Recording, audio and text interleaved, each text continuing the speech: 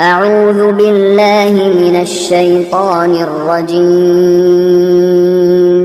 بسم الله الرحمن الرحيم السلام عليكم ورحمة الله وبركاته.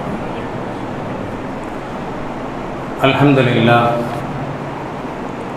والصلاة والسلام على نبينا محمد رسول الله صلى الله عليه وسلم. أعوذ بالله من الشيطان الرجيم بسم الله الرحمن الرحيم واعتصموا بحبل الله جميعا. புகழும் புகழ்ச்சியும் எல்லாம் அல்ல அல்லாஹ் ஒருவனுக்கு, அல்லாஹ்வின் சாந்தியும் சமாதானமும் முஹம்மது ரசூலுல்லாஹி ஸல்லல்லாஹு அலைஹி வஸல்லம் அவர்கள் மீதும், அவர்களை பின்பற்றி வாழ்ந்த உத்தம சத்திய சஹாபாக்கள், தாபிஈன்கள், தபஅ தாபிஈன்கள், உலக முஃமின்கள், முஸ்லிம்கள், நம் முன்னோர்கள், நம் சந்ததிகள், குறிப்பாக நம் அனைவர்கள் மீதும் என்றென்றும் உண்டாவதாக. ஆமீன். கண்ணியத்திற்குரியவர்களே, வானில் மின்னுகின்ற நட்சத்திரங்கள் எப்படி நம்மவர்களுக்கு ஒரு பிரகாசத்தை தருகிறதோ, அதில் ஒரு பிரகாசத்தை நாம் பார்க்கிறோமோ, அதுபோல வானில் இருப்பவர்கள் பூமியை பார்க்கின்ற போது பள்ளிவாசல்கள் பிரகாசித்து கொண்டிருக்கும்.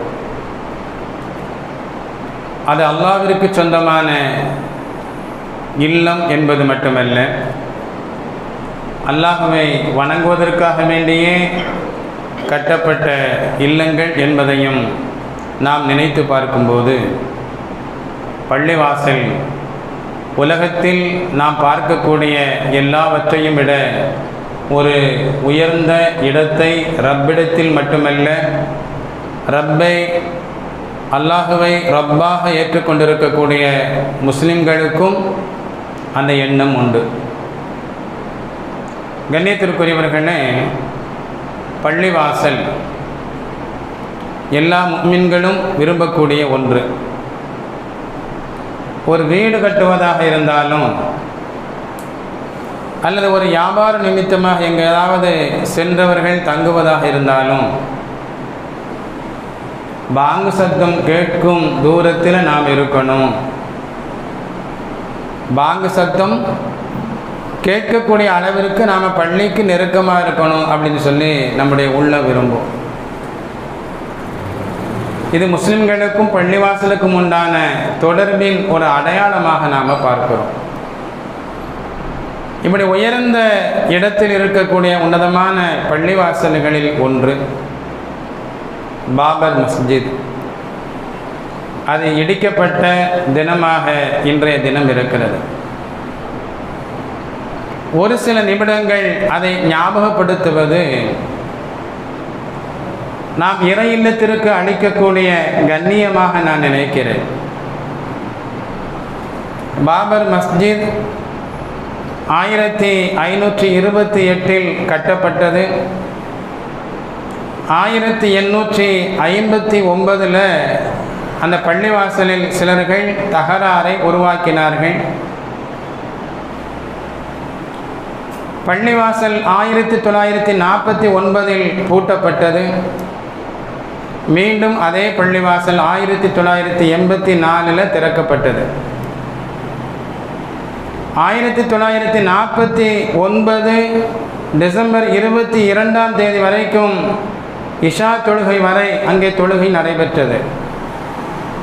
1992 டிசம்பர் 6 பாபர் மசூதி இடிக்கப்பட்டது. 2020 அது தொடர்பான தீர்ப்பு செய்யப்பட்டது. பள்ளிவாயில் இடிக்கப்பட்டது முதல் இன்று வரைக்கும் டிசம்பர் 6 கருப்பு நாளாக முஸ்லிம்களிடத்தில் இருந்து வருகிறது என்பது மட்டுமல்ல, இன்றும் போராட்டம் செய்து கொண்டிருக்கிறோம். போராட்டத்தினுடைய நோக்கம் என்ன? இழந்ததை மீட்பது, மீண்டும் ஏதோ ஒன்றை இழக்காமல் நாம் இருப்பதற்கும் இந்த போராட்டங்கள் ஒரு காரணமாக இருக்கிறது. பள்ளிவாசல்கள் அது ஒரு பரக்கத்தான இடம். பள்ளிவாசல் பக்கத்தில் இருந்தால் அல்லது நாம் போகும் தூரத்தில் பள்ளிவாசல் இருந்துச்சு அப்படின்னு சொன்னால் ஜமாத்துடைய தொழுகை கிடைக்கும். நம்முடைய பிள்ளைகளுக்கு மார்க்க விஷயங்கள் தெரிந்து கொள்வதற்கு காரணமாக இருக்கும். குர்ஆனை கற்றுக்கொள்ளலாம். மார்க்க சட்டதிட்டங்களை தெரிந்து கொள்வதற்கு பள்ளிவாசலை நாம் பார்க்கிறோம். குளிர்காலங்களிலும் வெயில் காலங்களிலும் மழை காலங்களிலும் பள்ளிவாசலுக்கு சென்று நாம் தொழக்கூடிய அளவிற்கு தூரத்தில் பள்ளிவாசல் இருந்துச்சு அப்படின்னு சொன்னால் ரொம்ப சந்தோஷம். வழமையாக தொழக்கூடியவர்கள் எத்தனை மனிதர்கள் கடுமையான குளிரின் காரணமாக உடல் ஒத்துழைக்கவில்லை என்று கவலைப்படக்கூடியவர்கள் இருக்கிறார்கள். கடுமையான வெயில் காலங்களில் என்னால் வெளியே வந்தால் தலை சுற்றுகிறது என்று கவலைப்படக்கூடியவர்கள் இருக்கிறார்கள். மழை காலங்களில் சேரும் சகதியாக இருக்கும் தெருவில் என்னால் நடக்க இயலவில்லை, வயதாகிவிட்டது என்று கவலைப்படக்கூடிய எத்தனையோ முஃமின்கள் இருக்கிறார்கள். அன்பானவர்களே, பள்ளிவாசல் என்பது நம்முடைய உயிரோடு கலந்த ஒன்று. அந்த பள்ளிவாசல்கள் ஒன்றை நாம் இன்றைய நாளில் இழந்திருக்கிறோம். அதற்காக நாம் போராடி கொண்டிருக்கிறோம். இந்த போராட்டம் என்பது வழமையானதில் ஒன்று என்று அல்லாமல் இது வெற்றியை பெற்றுத்தரக்கூடிய களமாக நாம் இன்ஷா அல்லாஹ் ஆக்கிக் கொள்ள வேண்டும். அல்லாஹ்விடத்திலும் துஆ செய்யும். வருங்கால சந்ததிகள் அது தொடர்பான வரலாறுகளை தெரிந்து கொள்வது மட்டுமல்ல, பிற மதத்தை சார்ந்த நடுநிலையாளர்கள் கூட முஸ்லிம்களுடைய நியாயமான போராட்டத்தின் காரணத்தை தெரிந்து கொள்வதற்கும் இஸ்லாத்தை பற்றி அவர்கள் அறிந்து கொள்வதற்கும் இதுபோன்ற போராட்ட களங்கள் காரணமாக இன்ஷா அல்லாஹ் அமையும்.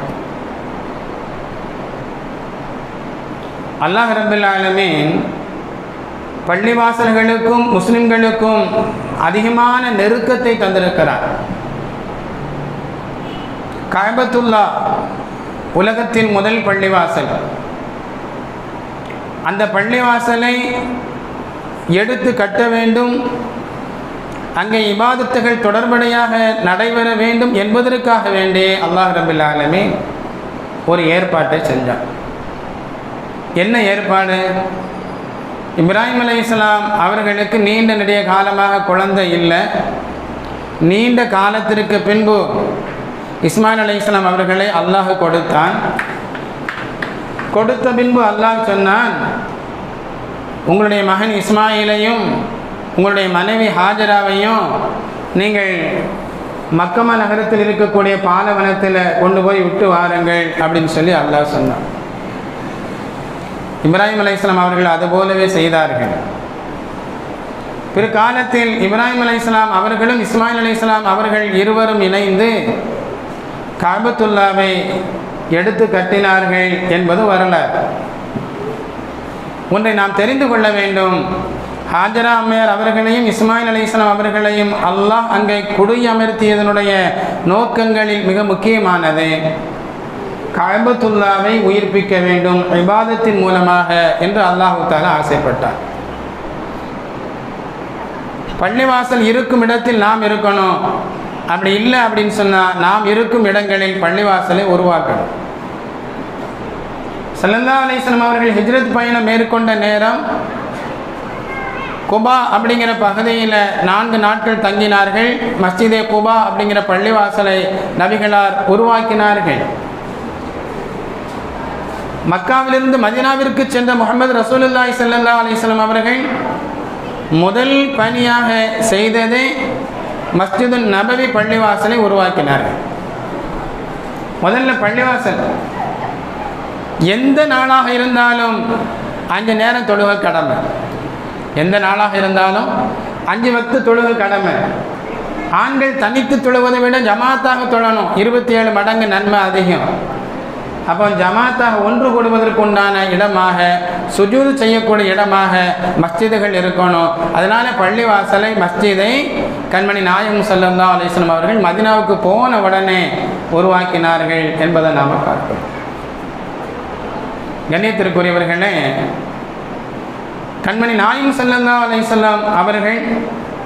இப்படி பள்ளிவாசலை உருவாக்கினார்கள் என்று சொன்னால் ஒரு முஃமினுடைய வாழ்க்கையில் பின்னி பிணைந்ததாக பள்ளிவாசல் என்பது இருக்கிறது. அதை நாம் அதில் ஒன்றை இழந்து தவிக்கிறோம். அல்லாஹ் நாடினால் ஒன்றுக்கு 10 வேண்டுமானாலும் அல்லாஹ் தருவான். ஒன்றுக்கு 100, 1000, லட்சம் மடங்கு கூட பள்ளிவாசலை அல்லாஹ் உருவாக்கி தருவான். ஆனால் இழந்தது ஒன்று என்கின்ற போது 10 பிள்ளைகள் இருந்து ஒன்று இடையில் இறந்து போனாலும் எப்படி பெற்றவர்கள் கவலை கொள்வார்களோ, அடுத்தடுத்து பிள்ளைகள் பெற்றெடுத்த போதிலும் அதுபோல அதைவிட பள்ளிவாசலை இழந்து தவிக்கின்ற நாம் நம்முடைய உள்ளங்களில் கவலை என்பது அது அகலவே இல்லை. கண்ணியத்திற்குரியவர்களே, அல்லாஹு தஆலா எல்லாவற்றுக்கும் ஆற்றல் பெற்றவன். 1993 ஒருவர் இஸ்லாத்தை ஏற்கிறார். பல்பீர் சிங் என்று சொல்லக்கூடிய ஒருவர். அவர் யார் அப்படின்னு சொன்னால், பாபர் மசூதி இடிக்கப்படக்கூடிய அந்த நாளில் போராட்ட களத்தில் நின்றவர் என்பது மட்டுமல்ல, அந்த மசூதியினுடைய குப்பாவில் மேல் ஏறி நின்ற மனிதர். அல்லாஹ் ரப்பல் ஆலமீன் அவருக்கு ஹிதாயத்தை கொடுத்தான். இடிக்கப்பட்டது 1992. இவர் இஸ்லாத்தை ஏற்றது 1993 ஜூன் 25 தன்னுடைய பெயரை முஹம்மது ஆமீர் என்று அவர் சூட்டினார். அல்லாஹ்வுடைய கிருபையினால் அவர் மட்டும் இறை உதவி கொண்டு முயற்சித்து 3000 நபர்களை இஸ்லாத்திற்கு கொண்டு வந்து சேர்த்தார். அல்லாஹ் எப்படிப்பட்டவர்! இது 10 வருஷத்துக்கு முன்னாடி உண்டான தகவல். 2004 செய்தியாக வந்த ஒரு தகவல். பத்திரிகையிலும் வந்தது, டிவியிலையும் அதுபோன்ற செய்திகளை பார்க்க முடியும். 3000 நபர்களை இஸ்லாத்திற்கு கொண்டு வந்து சேர்த்தார். அவரோடு களம் நின்ற இன்னொரு மனிதர் தன்னுடைய பெயரை முஹம்மது உமர் என்று சூட்டிக்கொண்டார். அவரும் இஸ்லாத்தில் இணைந்தார். இருவரும் ஒன்றிணைந்து ஒரு முடிவு செய்தார்கள். தன்னுடைய வாழ்நாட்களில் 100 பள்ளிவாசல்களை உருவாக்க வேண்டும் என்பது அவர்களுடைய ஆசை. ஒன்று இடிபடுவதற்கு, ஒன்று இடிக்கப்படுவதற்கு நாமும் காரணமாக இருந்தோம். அல்லாஹ் அதை மன்னிக்க வேண்டும். நம்முடைய வாழ்நாளில் 100 பள்ளிவாசல்களை உருவாக்க வேண்டும் என்று அவர்கள் உறுதி கொண்டார்கள் என்பது மட்டுமல்ல, எங்கெங்கு பள்ளிவாசல்கள் தொழுகை நடைபெறாமல் பாழடைந்த நிலையில் இருக்கின்றதோ அந்த பள்ளிவாசல்களை புதுப்பிக்க வேண்டும் என்றும் அந்த இருவரும் உறுதி கொண்டார்கள். கண்ணியத்திற்குரியவர்களே, 2004 கணக்கின் பிரகாரம் 13 பாழடைந்த பள்ளிவாசலை அவர்கள் சீர்படுத்தி இருக்கிறார்கள்.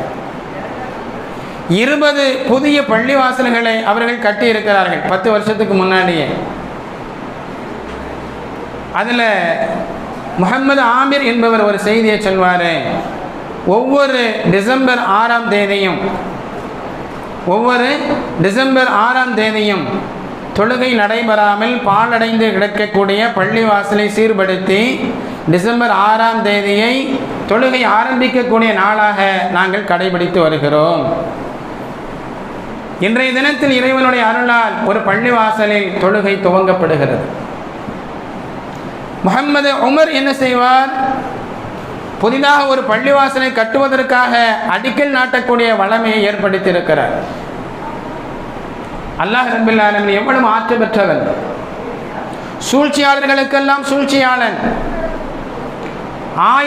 ஆயிரக்கணக்கான மக்களை கொண்டு ஒரு பள்ளிவாசல் தகர்க்கப்பட்டது என்று சொன்னால், 2 மனிதர்களை கொண்டு, அதில் கலந்து கொண்ட 2 மனிதர்களை அல்லாஹ் தேர்வு செய்து ஏராளமான பள்ளிவாசல்களை அல்லாஹ் ரப்பல் ஆலமீன் உருவாக்கி கொண்டிருக்கிறான் என்கிற போது, அல்லாஹ்வுடைய சூழ்ச்சிக்கு முன்னால் இந்த சூழ்ச்சியாளர்களுடைய சூழ்ச்சி ஒன்றும் எடுபடாது என்பது உண்மை.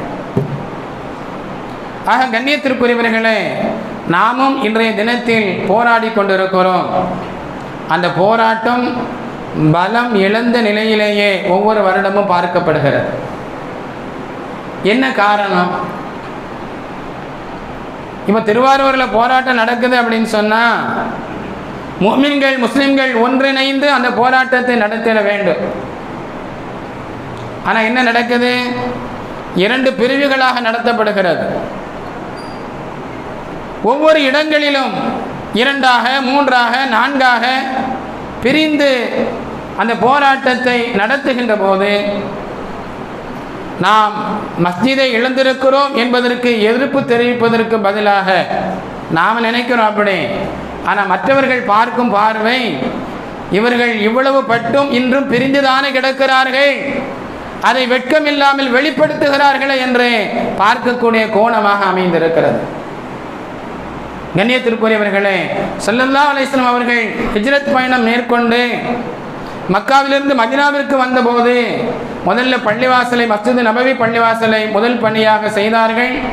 2வது மார்க்கத்தை கற்றுக்கொள்வதற்காக வேண்டி மதரசாவை உருவாக்கினார்கள்.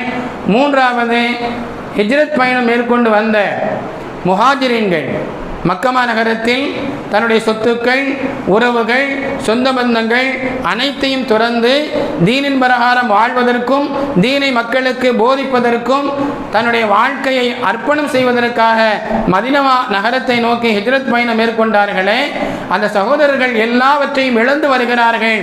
அவர்களுக்கென்று ஒரு உறவுகள் வேண்டும், அவர்களுக்கென்று ஒரு சொந்தம் வேண்டும் என்பதற்காக பெருமானார் ஸல்லல்லாஹு அலைஹி வஸல்லம் அவங்க ஒரு அழகான ஒரு திட்டத்தை ஏற்படுத்தினார்கள். அது என்ன? மக்காவிலிருந்து யாரெல்லாம் வந்தாங்களோ, யாரெல்லாம் ஹிஜ்ரத் செய்து மதீனா நகரம் வந்தாங்களோ அவங்களுக்கும் மதீனாவில் இருக்கக்கூடிய முஸ்லிம்களாக இருக்கக்கூடிய அன்சாரி சஹாபாக்களுக்கு மத்தியில் ஒரு சகோதரத்துவத்தை அவர்கள் ஏற்படுத்தினார். ஒருவர் மற்றவரோட கரம் பிடித்து இணைத்தார்கள். நீங்க 2 பேரும் யாரோ ஒருவர் அல்ல, நீங்க 2 பேரும் அண்ணன் தம்பி. உங்களுடைய சொத்துக்களில் பங்கு கொண்டு, உங்களுடைய தொழில்களில் வியாபாரத்திலும் பங்கு கொண்டு, எல்லா இடங்களிலும் நல்லதும் கெட்டதும் இருக்கும், எல்லாவற்றிலும் 2 பேரும் இணைந்து செயல்பட வேண்டும் என்கிற விஷயத்தை பெருமானார் ஸல்லல்லாஹு அலைஹி வஸல்லம் அவர்களுக்கு மத்தியிலே பாச பிணைப்பை ஏற்படுத்தி கொடுத்தார்கள். இது சாதாரணமான விஷயம் இல்லை. இலங்கையிலிருந்து அகதிகள் வருகிறார்கள் என்று சொன்னால் எவ்வளவு சிரமப்படுறாங்க. ஒரு நாட்டிலிருந்து இன்னொரு நாட்டுக்கு அகதிகளாக சென்றவர்களுடைய கஷ்டம் எவ்வளவு தூரம் இருக்குது. ஆனால் எல்லாவற்றையும் இழந்து ஒரு அகதிகளாக வந்த அந்த முஹாஜிரின்களுக்கு அன்சாரி சஹாபாக்கள் என்ன செஞ்சாங்க? சொத்தில் பாதியை கொடுத்தார்கள், வியாபாரத்தில் பங்கு கொடுத்தார்கள். ஒன்றுக்கும் மேற்பட்ட மனைவிமார்கள் இருந்தால் ஒருவரை விவாகரத்து செய்து வந்தவருக்கு மனைவியாக திருமணம் செய்து வைத்த நிகழ்வுகள் எல்லாம் மதீனா நகரத்தில் நடந்து முடிந்தது. 4வது ஒரு காரியத்தை பெருமானார் ஸல்லல்லாஹு அலைஹி வஸல்லம் அவர்கள் செய்தார்கள். பிரிந்து கிடக்கக்கூடிய சமூகத்தை கண்மணி நாயகம் ஸல்லல்லாஹு அலைஹி வஸல்லம் அவர்கள் ஒன்றுபடுத்தினார்கள். காலம் காலமாக சண்டையிட்டுக் கொண்டிருந்த அந்த மக்களுக்கு மத்தியிலே, அந்த சமூகத்திற்கு மத்தியிலே பெருமானார் ஸல்லல்லாஹு அலைஹி வஸல்லம் அவர்கள் ஒரு ஒற்றுமையை ஏற்படுத்தி கொடுத்தார்கள். அன்பானவர்களே, நம்மிடத்தில் ஒற்றுமை இல்லை, பிளவு மட்டுமே எஞ்சி நிற்கிறது. முஸ்லிம்களுடைய கட்சிகள், அமைப்புகள், இயக்கங்கள் எத்தனை என்று எடுத்து பார்த்தால் ஏராளம் குவிந்து கொண்டிருக்கிறது. ஒவ்வொரு கட்சியிலும் ஒவ்வொரு கூட்டம், அதையும் கடந்து கூத்தாடிகளுக்கு பின்னால் ஒரு கூட்டம், எதிலும் இணையாமல் தனிப்பட்டு நிற்கக்கூடிய ஒரு கூட்டம், இப்படி கருத்து வேறுபாடுகள் கொண்டு கலைந்திருக்கக்கூடிய காரணத்தால் எத்தனை முறை போராட்டம் நடத்தினாலும் கூட அது பலம் இழந்த நிலையிலேயே மக்களால் பார்க்கப்படுகிறது, பேசப்படுகிறது. கண்ணியத்திற்குரியவர்களே, பிளவுகளை நாம் மறந்து அதை விட்டு இணைந்து வாழக்கூடிய நன்மக்களாக நாம் இருக்கணும். கருத்து வேறுபாடு என்பது எல்லா இடங்களிலும் உள்ளது. சாதாரணமாக குடும்பங்களில் தொடங்கி தெருக்களில், ஊர்களில், நாடுகளில் எல்லா இடங்கள்லையுமே கருத்து வேறுபாடு உண்டு. அதை பெருமானார் ஸல்லல்லாஹு அலைஹி வஸல்லம் அவர்கள் பெரிதாகவே எடுத்துக்கொள்ள மாட்டார்கள்.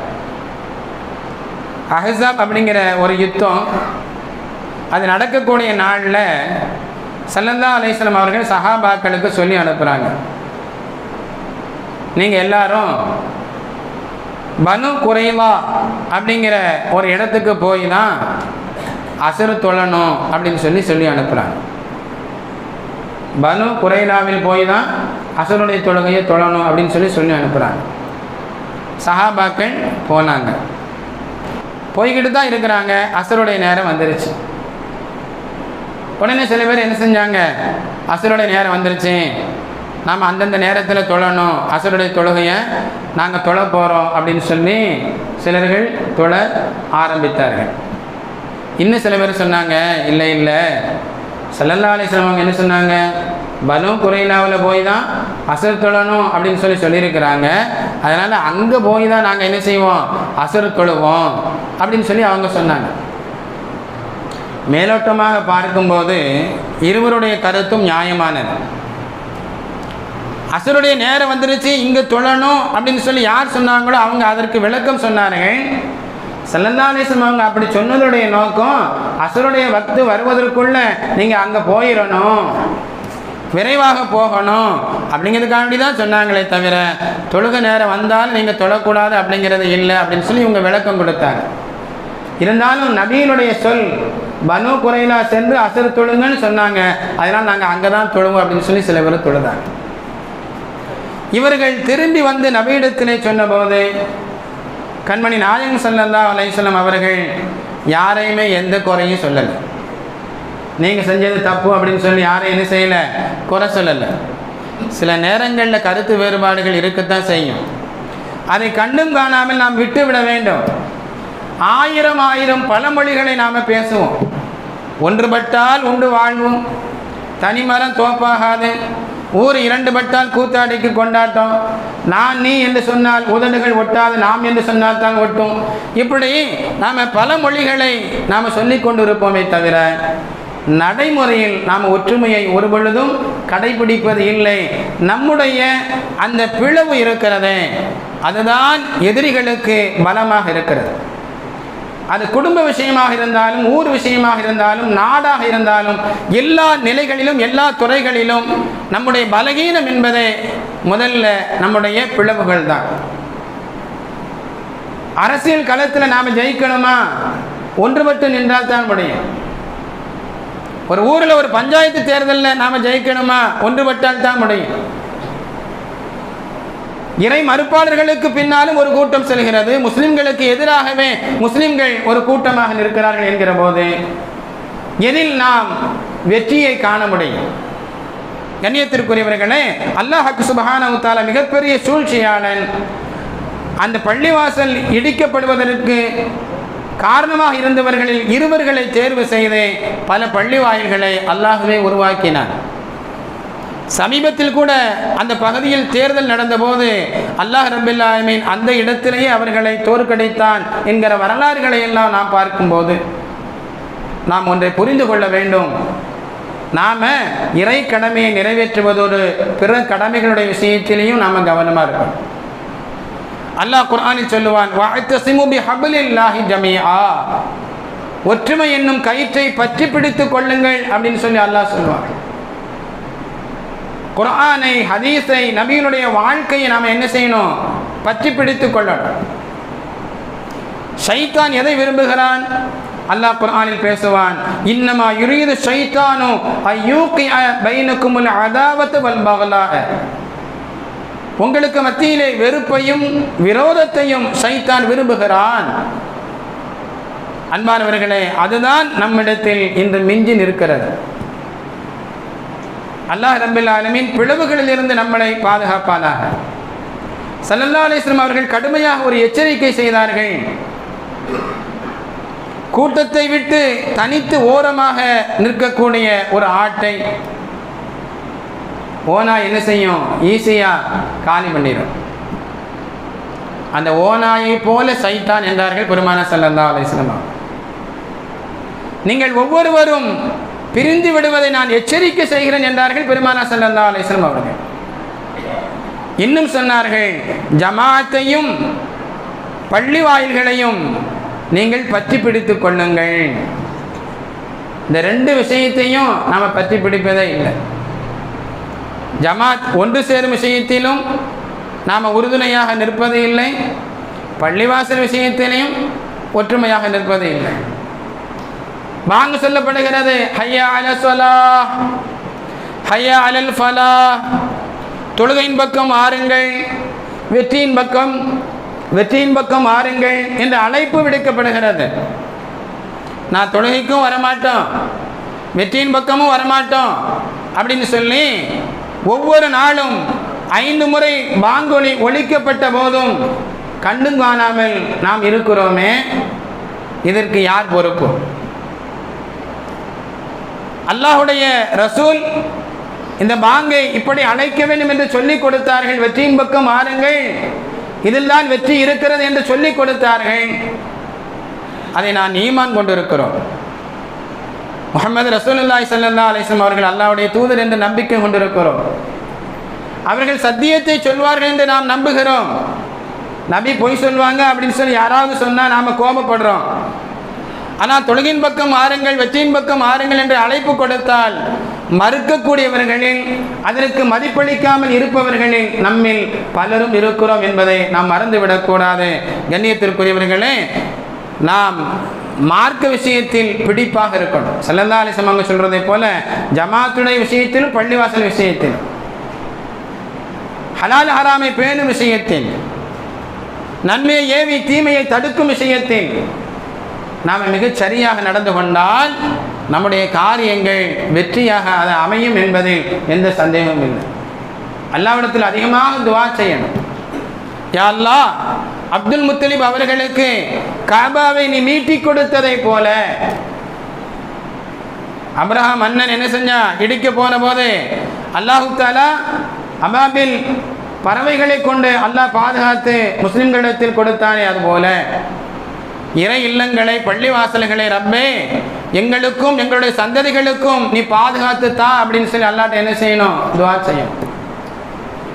நாம் தொழுகையாளிகளாக நாம் இருக்கணும், ஹலால் ஹராமை பேணி நடக்கணும். கண்ணியத்திற்குரியவர்களே, அல்லாஹ் சுப்ஹானஹு வ தஆலா நம்மை உண்மையான முஃமினாக, முஸ்லிமாக வாழ்வதற்குண்டான பாக்கியமிக்கவர்களாக நம்ம அவர்களை ஆக்குவானாக. நம்முடைய சந்ததிகளை உண்மையான முஃமினாக, முஸ்லிம்களாக, இறைவனுக்கு பயந்து அடிபணிந்து வாழக்கூடிய மக்களாக நம்முடைய சந்ததிகளையும் நம்முடைய குடும்பத்தார்களையும் உலக முஃமின்கள் முஸ்லிம்களையும் அல்லாஹ் தஆலா ஆக்கி அருள் புரிவானாக. ஆமீன் ஆமீன் யா ரப்பல் ஆலமீன். அஸ்ஸலாமு அலைக்கும் வ ரஹ்மத்துல்லாஹி தஆலா வ பரகாத்துஹு.